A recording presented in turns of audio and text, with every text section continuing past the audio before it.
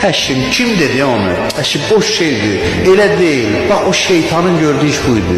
Şeytan səcdə eləyənmədi, kaş deyərdi ki, gücüm çatmadı, eləyənmədin. Dedi ki, yox, hökmə irad tutdu. Dedi ki, yox, o hökm səhv hökmdür. Din batildir, din səhvdir.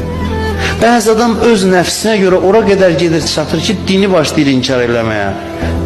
Və ona əməl eləyən insanlar ki, görür ondan güclüdürlər, başlayır onlara bilsən necə məsxərə eləmək. Kəşə var adamlardır da, boş bekar. O belə düşüncədir. Quran şeytanın misalı ilə Adəmin misalını belə deyir. Şeytan da günah elədi, Adəm də günah elədi. Şeytan gəldi, hökmün özünü sual altına apardı. Ay namərd, bacarmırsan, eləyə bilmirsən, eləmə. Day hökmə niyə əl atırsan ki, hökmün özünə irad tutursan?